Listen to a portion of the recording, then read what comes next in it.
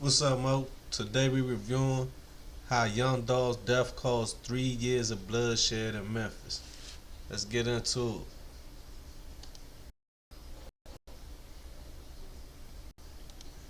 Testimony to all of everybody, all the rappers, trappers, hustlers, anybody that's getting in this game. Police say young Dolph was inside Makita's around. Rest in peace to Flipper, man. Rest in peace to everybody that was affected and lost in their situation, But rest in peace to Flipper, man. 12:30 in the afternoon Wednesday when he was gunned down.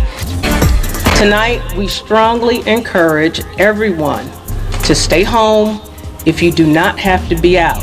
The rapper Young Dolph is gone.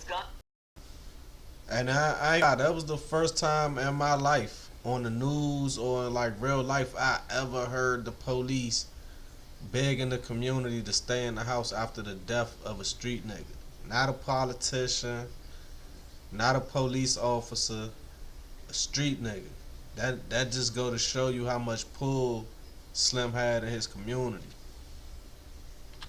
On down and at a South Memphis cookie shop. There will be extra police presence in many parts of the city. And that the person killed is Anthony Mims, also known as Big Jook. Now, Big Jook is the brother of rapper Yo Gotti. An orange man. So that's Big Jook. He the last person I know died tied to this situation. I think they about to talk about a dude Found Wednesday at Spotswood and Bunton. Those who live nearby tell us Taylor was actually shot the night before, discovered lifeless. They've literally been in Memphis for 3 straight years since Young Dolph died. I've never seen something like this. It seems like the streets aren't playing around when it comes to avenging Young Dolph. Ever since he got... And that's really all it be. It's sad, but it really just be an endless cycle of death. You know what I'm saying? These people gonna slide for this guy, these people gonna slide for that guy, and it's gonna continue. And it ain't like it's like youngins be growing up. These same youngins might have been 2-3 years old when Dolph got killed. Now they 18, 19 years old, beefing with whoever killed Dolph and don't even know why. Never met that man, never shook his hand, and out there losing their life, whether it be death or jail, for something that, you know what I'm saying, it's just gonna keep revolving. It's a revolving situation. Just like that revolver, it's a revolving situation. got taken out by his rivals, the body count has been rising. These alleged killers now have to worry about more than just the law. Dolph's crew has been relentlessly hitting the streets seeking retribution. When the ops decided to take the life of Memphis legend Young Dolph, they probably didn't realize just how much love and respect he had in the community. His people were not about to let it slide, and they've been out there spinning the block, making sure everyone... Man, I don't know, right? Conspiracy wise, if you're a conspiracy thinking type guy, how long, with everything being on camera and shit, how long do it take to prosecute somebody? One. And then two, man, we saw King Von autopsy. We just seen all these different deaths from Ring doorbell cameras of these rappers. Why they holding on to the Dolph footage so hard? Not to say that a person is geeked up to see it, but just saying, why is it being so guarded? involved feels the heat.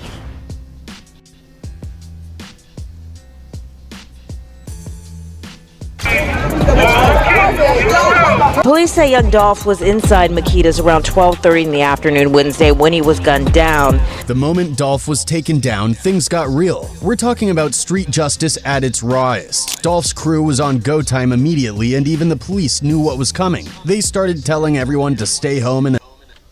Yeah, that's tough, man. That's when you know shit finna get physical, where the police is telling the public basically, man, it ain't really much we could do to protect y'all right now. Stay in the house. That's different. Avoid going outside unless it was absolutely necessary. That's how serious they knew the retaliation would be. Tonight, we strongly encourage everyone to stay home if you do not have to be out. after rapper Young Dolph is gunned down at a South Memphis cookie shop. There will be extra police presence in many parts of the city. The cops even beefed up their presence around Yo Gotti's business, anticipating a hail of bullets. Which was some probably necessary, but it was also hot because just think, if Gotti didn't have nothing to do with it, the police going to sit around his business will put a big ass target on the back of Gotti and his family. So, you know. There is a team of people right now trying to keep the peace and stop any more bloodshed from happening. Yeah, they're trying. Their efforts seem to have worked last night. But no matter how much they tried, the extra police presence didn't stop anything from going down. The violence Cause while y'all all sitting over here, somebody gonna get hit over here. was inevitable. Young Dolph was tragically K-worded on November 17, 2021 after being shot 22 times in his chest, neck, chin, both arms, and multiple times in his back. Damn, man. The overcooked flipper, man. Rest in peace, Dolph, man. By the end of that year, Memphis had become one of the most dangerous cities in the country due to a spike in homicides. The bloodshed in Dolph's name was relentless, with many lives lost in the aftermath. One of the most notable deaths was Big Juke, Young Gotti's brother. Big Juke had mocked Dolph. Hey, a question, right, for people that's watching, right? Right now, while you're alive, if something happened to you, would you want your homies, you know, your family and friends, would you want them out sliding and killing in your name and risking their life and their freedom? Dolph's death, and it seems like karma caught up with him.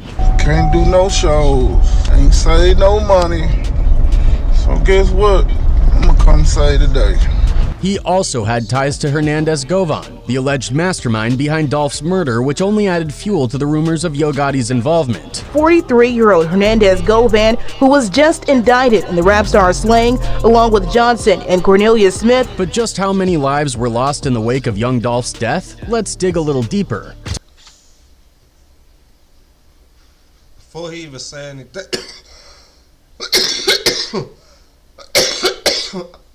I'ma say, just off the top of my head, I think I could count about 4.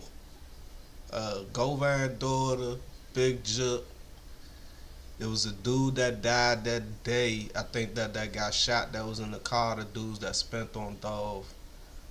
And shit, it was one other person. Dang. To start, Dolph's 2 accused killers have both been arrested and are currently facing trial. Their criminal histories are so extensive that it makes you wonder how they were even free to commit the murder in the first place. On January 11, 2022, the news broke that U.S. Marshals had arrested 23-year-old Justin Johnson, also known as the Memphis rapper Straight Drop. And it's the thing. This came just I think Straight Drop locked up on something else. I don't think he locked up for the murder of Dolph. I think he locked up for like parole or probation violation or something while pending charges with the Dolph shit or some weird shit like that.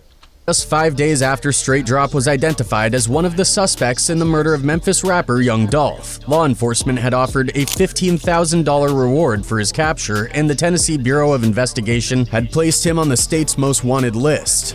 Justin Johnson and Cornelius Smith are both in custody. How many damn BIs they got? We got the FBI, that's the TBI. Like, how many BIs is it out there? And have been indicted. Now, both are charged for first-degree murder. U.S. Marshals took Johnson into custody Tuesday near Terre Haute, Indiana, several days after authorities announced a warrant and reward for his arrest. The arrest got everyone talking, especially about how Straight Drop was even free to commit murder in the first place, considering his past criminal history. Let's rewind to January 31st, 2017. Yeah, but I think a lot of these guys, like for instance Chicago, I think they be out because they got state jails and shit. They get state time, do a couple little years in the state, and then they be back out. It'd be different if they ass was in like DC, everything federal. So them little joints they getting, they ass would have been getting smacked. It wouldn't have been no getting right back out. Officers responded to a shooting at a bowling alley in Memphis. When they arrived, they found 3 wounded victims who all reported being shot by a black man wielding an assault rifle. Yeah, do some shit like that at a bowling alley in DC. Take yourself up lucky strike and call yourself hitting 3 people. See if they don't hide you under the jail. Apparently, the guy had been involved in a huge fight inside the bowling alley. After the brawl, he went out to his car in the parking lot, grabbed a gun, walked back to the front door of the bowling alley, and opened fire before taking off in a silver sedan. One woman was left with a gunshot wound in her Everything on camera. 5,000 witnesses in there bowling. thigh. One man got shot in his forearm and another man had a shoulder graze. Investigators received an anonymous tip that the shooter was Justin Johnson, who matched the description given by witnesses. They also discovered that his girlfriend, Rikelal Hunter, had helped him flee the scene. She was tracked down by officers and admitted to driving. I was just about to say, she was tracked down and snitched. Instantly snitched. Some women is built for some situations. You can't put some women in that type of situation, man. Driving him away from the shooting, even pointing him out in a photo lineup. At that time, Justin, or Straight Drop, was just 18 years old. He was arrested and charged with 3 counts of attempted murder, employing a firearm during the commission of a felony, 3 counts of attempted murder at 18, firearm by a felon, and vandalism after he also shot up a truck in the parking lot. How the fuck was he out? Despite the severity of his crimes, he had no prior criminal record and he cooperated fully with law enforcement, admitting to the shooting. This led to a surprisingly light sentence of just 5 years in prison, followed by probation. But here's where it gets even more shocking. Justin was released from prison after serving only 6 months due to his perfect behavior while incarcerated. What kind of sentencing is that? 5 years on 3 attempt murders, do 6 months, and you out? He would later be sentenced to federal prison on a weapons offense, serving just over 2 years before being released in 2021. So had the state of Tennessee actually imposed a harsher punishment, Straight Drop would have still been locked up and wouldn't have had the chance to be involved in young Dolph's murder. The system's leniency essentially set the stage for this tragic outcome. That don't mean what happened to Dolph wouldn't have happened, because when they put money on your head, take Straight Drop out, put him back in jail, somebody else would have stepped up to get that money. So that don't mean that wouldn't have happened, bro. Before his arrest by U.S. Marshals, Straight Drop took to Instagram claiming he would turn himself in on January 10th. Instead of doing so, he dropped a music video and got arrested the very next day. Stop playing 50 shots in 20 seconds, this shit go fast like sand. We put switches on. It's unclear if his social media activity helped. Man, you do something like that, you supposed to go ghost. No social media, no cell phone in your person. Not that I ever done nothing like that to know what to do, but I mean, after I done watched enough dummies get locked up for doing said shit on YouTube, thank you to YouTube, it's a little bit educational, you know what I'm saying? You play stupid games, you get stupid prizes. So now it's like, these guys do this type of shit. They don't have no money to travel outside their state. At least he was able to leave the state, you know what I'm saying? They don't have no money to pick up life nowhere else. They gotta come back and deal with that shit because that's where they family at and that's where they roots at. They don't have no money to just uproot, start over. But this generation, with the damn cell phones, with the Instagram and the Facebook and everything gotta be publicized, y'all go do some shit like this and then shoot a music video. Helped the U.S. Marshals pinpoint his location, but it sure seems like his online presence played a role in his capture. Meanwhile, the second accused killer was already in custody. Cornelius Smith, 32 years old, had been arrested on December 9th, 2021 for a carjacking that happened on November 10th. This incident took place at a gas station, and the vehicle stolen was the white Mercedes coupe used in young Dolph's murder, which was also tied to another deadly shooting. Yeah, so I don't know if I'm getting the cars mixed up, but I think that white Mercedes pulled up on a car that Dolph was known to ride in, shot the joint up before they killed Dolph. Thought he was in that car, and wind up either killing or hurting a lady real bad. It was two girls in the car, two women in the car. Smith has since been indicted on multiple charges: first-degree murder, attempted first-degree murder, being a convicted felon in possession of a firearm, employment of a firearm during the commission of a felony, and theft over $10,000. What's even more shocking is that Smith was free to commit murder despite his prior arrest in 2018 for aggravated kidnapping, aggravated assault, and domestic assault. On February... Alright, I don't condone domestic violence, but I think that kidnapping might have came from that situation, because they get a little crunchy when it comes to that domestic shit. 27th, 2018, a woman reported that she had been kidnapped days earlier by Cornelius Smith, the father of her child. She told police that he had taken her to return a pair of shoes, but instead of driving her home, he just kept going. When she tried to jump out of the vehicle, he locked the doors and pulled out a silver and black handgun, threatening to blow her brains out if she tried anything else. He then started punching and kicking her in the face, accusing her of cheating on him before pistol whipping her. Ooh, that's crunchy.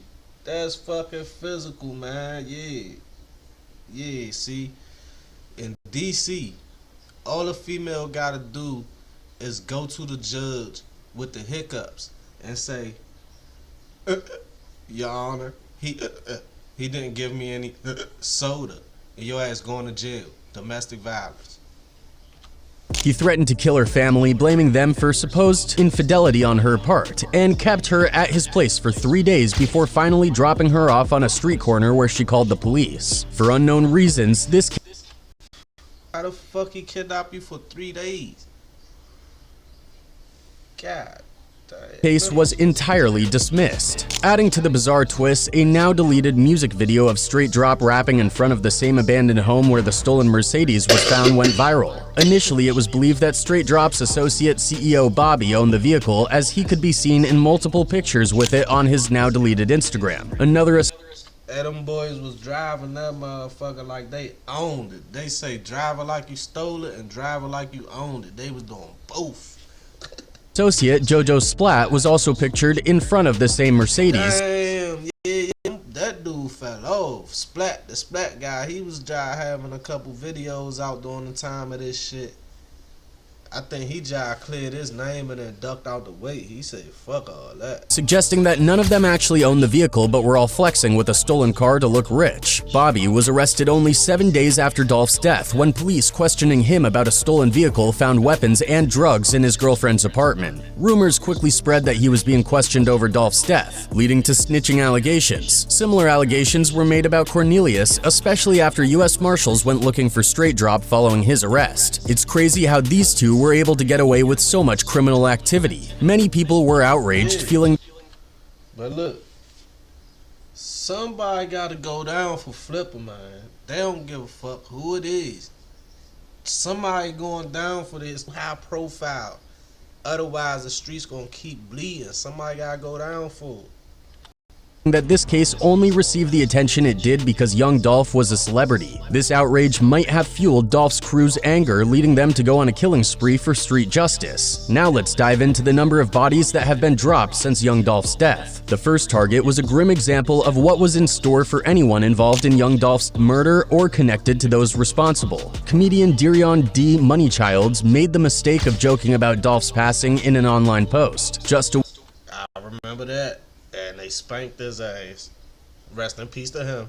Rest in peace to him. A week later, he was already gunned down. His killing marked the beginning of a streak of revenge that couldn't be stopped. In January 2022, another high-profile target was taken out. Big Newski, a rapper signed to Moneybagg Yo and cousin of Big 30, was shot at the New Horizons. And that always made me wonder, because the shit is all tangled up. It's like both sides got. So you got Crew A and Crew B. Part of Crew A is signed to Young Dolph with part of Crew B. Part of Crew B is signed over here to Yo Gotti with part of Group A. So it's like Pooh Shiesty messed with Key Glock, I think. But on the same hand, Big 30, his cousin, Big 30 be messing with, I don't know, shit confusing, you know what I'm saying? I don't want to be putting out no welling, you know, but yeah, it's kind of tangled up. Horizon River Apartments on Kazasa Road around 7 p.m. when the shooting stopped. A 26-year-old man lay dead. Big Newski was said to be connected to Justin Johnson, aka Straight Drop, one of the main suspects in Dolph's murder. This connection was speculated based on photos showing both of them standing in front of the same car. After Big Newski's death, Straight Drop posted a picture of him online captioned, "Lost my brother, fighting to keep my head up. The pain was real, but Dolph's people weren't finished yet." Straight Drop and the others charged with Dolph's murder allegedly had them niggas got out the city. That's why he went to Indiana. It was getting hot. They was turning that heat up on them boys. had ties not only to CMG and Yo Gotti, but also to the Memphis gang Trula Mafia. The OG of this gang, Joshua Taylor, aka CEO Teezy, was also on the cops' radar for the Dolph hit. However, Teezy wouldn't be around much longer. On June 14, 2023, officers responded to a call about a man down at Spotswood Avenue near Bunton Street at 12:56 p.m. They found Taylor suffering from gunshot wounds, dead at the scene. Reports suggested that he had actually been shot the night before and was discovered lifeless in a car near a church around 1 p.m. An orange mound Wednesday at Spotswood and Bunton. Those who live nearby tell us Taylor was actually shot the night before, discovered lifeless. News outlets labeled Teezy. Yeah, I know that music sound familiar. I think that was the family that had covered that joint. I told y'all the Family TV be rocking, bro. Make sure y'all like, comment, subscribe to the Family TV, man. As a high-profile gang member and linked him publicly to the group that murdered Dolph. YouTube journalist King AK even speculated that Straight Drop would have needed Teezy's go-ahead to carry out the hit on Dolph, implying that by taking out Teezy, Dolph's crew was eliminating a key figure. Teezy ain't just no. Make sure y'all go fuck with AK-47. You know what I'm saying? I've been watching that guy for about 4 years. Go fuck with him. Gang member. Teezy was the head nigga of Trula Mafia. Anything to do with Young Dolph death, Justin Johnson. Teezy at the end of the day gives the okay. The cycle of basically what he's saying is Justin was in the gang with Teezy. Teezy was the top dog. None of the shit would have went down unless Teezy okayed it. So basically he's saying that's the reason Teezy got killed. of revenge did not stop there. The next shocking casualty was a female rapper, Destiny Golden, aka Lotta Cash Desto. Her murder demonstrated that no one was off limits. On September 24, 2022, Desto was with a female friend in the 5500 block of Richmond Avenue around 2:40 a.m. when they stopped behind a dark four-door vehicle at a traffic light. Two male shooters emerged from the dark vehicle, walked up to Desto's car and opened fire, killing Desto and injuring her passenger. Rest in peace to her. You know, I think she tried to hit back. Her shit was on one of them joints too, but rest in peace to Desto. This brutal attack led many to believe it was another act of retribution for Young Dolph's murder. In a twist that nobody saw coming, another person linked to orchestrating Young Dolph's hit was none other than Lotta Cash Desto's father, Hernandez Govan. And that the person killed is Anthony Mims, also known as Big Jook. Now, Big Jook is the brother of rapper Yo Gotti. Govan asked for Young Dolph to be murdered. Mr. Govan has been indicted and is in custody for being involved. After he was arrested, I think OG hot. I mean, I not hot on nothing I ever did. I don't know him. I'm not from Memphis, but in this situation, I think I heard that he snitched. He posted online hinting that his own actions might have led to his daughter's tragic death. It seemed like the pieces of this deadly puzzle were falling into place, with every new victim connecting back to Dolph's murder. Dolph's people were relentless, and their next target proved just that. On August 18, 2023, the Memphis Police Department reported that gunfire erupted around 9:30 a.m. at a BP gas station on South Parkway East. Officers responded to the scene and found a man with a fatal gunshot wound to Manuel Benson, Black Youngsta's brother. Damn, that explains so much. That explains so much. But I be, like I said, I've been following the Dolph shit for a minute. And I think they had said that allegedly somebody told somebody like Black Youngster brother that Dolph and them was in Miami he got paid to go down there, and he ain't make it back. And that was before Dolph got killed. So I think he lost all his brothers fucking with this situation. The shooter didn't even bother masking up, and the police had a clear image of him, which they released to the public along with a $5,000 reward for information. This brazen hit, carried out in broad daylight, was another message that Dolph's crew was not playing around. To Manuel's death pointed fingers straight at PRE, Paper Empire, Dolph's crew. Black Youngsta had a long-standing beef with Dolph, initially inherited from Yo Gotti. Back in 2017, Black Youngsta was arrested for an attempt on Dolph's life when over 100 shots were. Yeah, man. Whoever made Dolph a van that they hit up 100 times and nobody got hit through, good fucking job, my boy. Good job. Fired at Dolph's black SUV. The feud between Black Youngsta and Dolph had been intense, with Black Youngsta always ready for a showdown. Where we at right now, cuz? We in Cascade right now, cuz. What Dolph at, cuz? Where he at, cuz? Where he at? Now, he was left to grapple with the pain and anger of losing his brother, caught up in the vicious cycle of revenge allegedly carried out by Dolph's people. Throughout all this chaos, the main figure in the CMG collective music group beef with Dolph, Yo Gotti, seemed untouched by the retaliation, but Dolph's crew was determined to make him feel the pain too. They almost doubled down on his family, even targeting his mom. Luckily, she managed to escape, but his brother, Big Juke, wasn't so fortunate. Yeah, it get physical, man. Caught that man in the car with his mother and wet that shit. Rest in peace to Big Juke. Ironically, Big Juke was attending a funeral when he met his own end. The day he was killed, he was paying his respects at a loved one's service. This act of violence was particularly brutal, sending a clear message. PRE artist Grove Hero had gone online after Dolph was murdered, claiming that it was Big Juke who put the $40,000 bounty on Dolph's head. Grove Hero had warned that it would be on site if he ever. So, if y'all ain't hip to that, what Grove Hero was doing is called leaving a receipt. He got into it with some niggas that got some money. They was gonna put some money on his head. He probably didn't have enough people behind him to counteract this. So he hopped on the internet and told everybody who put money on his head. So if something happened, we'd know who did it. Also, that's a technique that he used to keep them dudes from getting on his ass, because now it's like if anything happened to him, we gonna get blamed for it. Never encountered Big Juke, and now it seemed like his words had turned into a grim reality. I put $40,000 on my head, and I'm finna do this, bro. Anybody that associate with you, and this ain't got nothing to do with them other folks, bro. It's Juke, and God, it really ain't got nothing to do with this. But Juke, his brother. It's Juke. It's Juke. It's Migo. So, you know, it looks like they were totally committed to catching Big Juke off guard. On January 13th, Anthony Mims, aka Big Juke, and his brother Yo Gotti attended a farewell service for their relative, OG Eric Bolden. A video clip shared by YouTube journalist Seti Nash shows both of them paying.